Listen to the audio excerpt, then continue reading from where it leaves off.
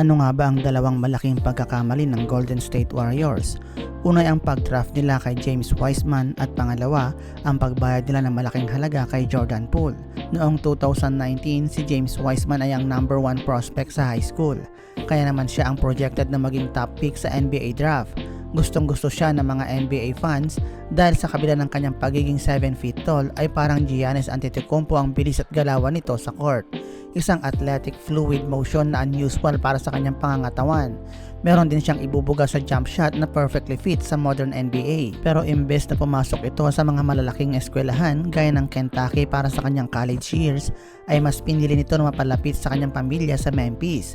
At natuklasan din na binayaran ng Memphis coach na si Penny Hardaway ang pamilya ni Wiseman para lumipat sila sa mas malapit sa paaralan.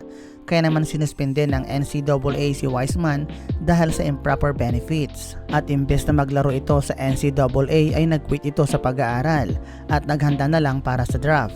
Sa panahong nasa Warriors ang number 2 pick, ay kinailangan nilang mamili kung si LaMelo ang kukunin nila na sa puntong iyon ay kinu-question ang kanyang maturity. O kaya naman si Wiseman na isang 7-footer na talagang kailangan nila pero naglaro lang ng 3 games sa college. Kaya naman ginawa nila ang lahat para ma-trade ang kanilang pick hanggang sa last seconds, na kung saan ay may bali-balita pa noon na tinatawagan na ng Warriors ang lahat para lang makakuha ng magandang deal. Yun nga lang walang may gusto na makuha si Wiseman. Kaya naman napilitan silang kunin sa team si Wiseman at i-introduce ang 2-timeline plan. Nagpatuloy ang dynasty players na manalo kasama ang mga young players.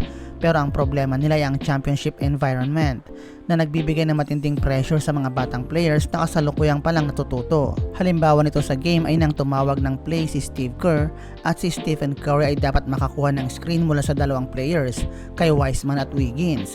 Yun nga lang late si Wiseman para gumawa ng move kaya nadismaya si Stephen Curry. At nang masira na ang kanilang play ay napailing na lang si Wiseman dahil sa kanyang kapalpakan. Dahil dito ay binangko siya ni Steve Kerr. Sa mga sumunod na game ay na-injured na ito.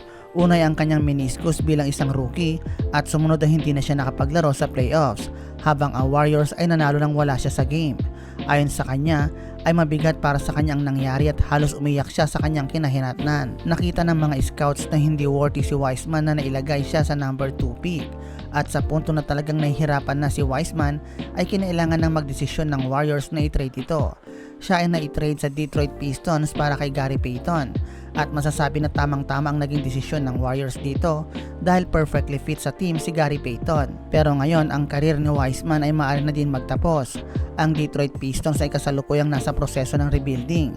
Na-hire si Monty Williams at ang head coach ay binigyan siya ng full control sa kanilang roster. Sa kanilang camp ay nagkompetensya sila kung sino ang magiging backup center kay Isaiah Stewart. Agad naman nagbigay daan si Jalen Duren para sa ibang players. At ang third string ay maaaring si Wiseman o kaya si Marvin Bagley. Isa ring former number 2 pick at tinatawag din nilang bust player. Sa huli ay natalo sa competition si Wiseman. Ang 4 games ni Wiseman sa Detroit Pistons ay puro DNP CDs o did not play coach decision. Hindi dahil may injury ito pero sa tingin ng coach ay hindi rin siya makakatulong sa game. Sa punto naman na pinaglaro siya sa loob ng court sa laban nila kontra sa Portland Trail Blazers ay nakagawa ito ng 4 fouls sa loob ng 4 minutes. Sa laban naman nila kontra sa Golden State Warriors ay pinaglaro siya ni Monty Williams ng 11 minutes para lang hindi mapahiya si Wiseman sa kanyang old team. Ang nakakalungkot dito ay mabait na player si Wiseman.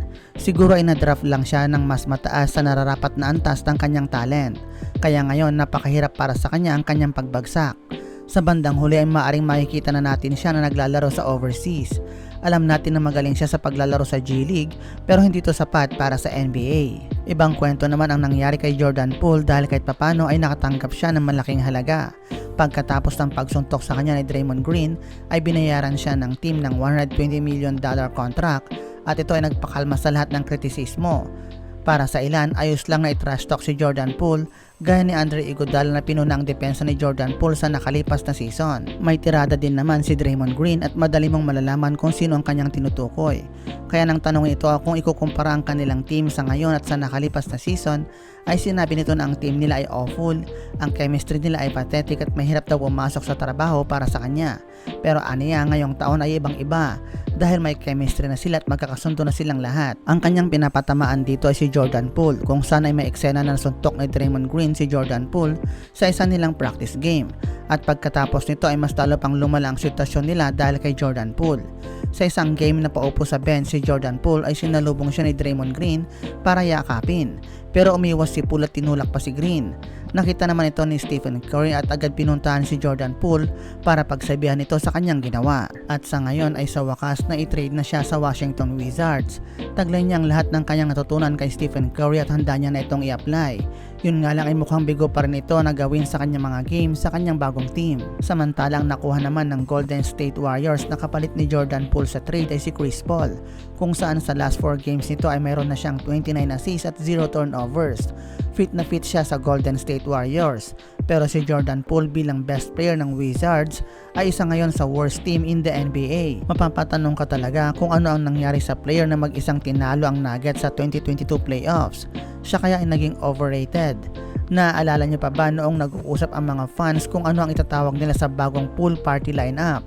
Hindi man naging gaano kaganda ang kanyang performance, pero kagaya ni James Wiseman, malaki ang naging balik sa kanya ng lahat dahil sa taas ng expectation sa kanya. At ngayon ang Warriors' 2 biggest mistakes ay mukhang mas lalo pang lumalala ang pinapakita sa panibagong season ng NBA.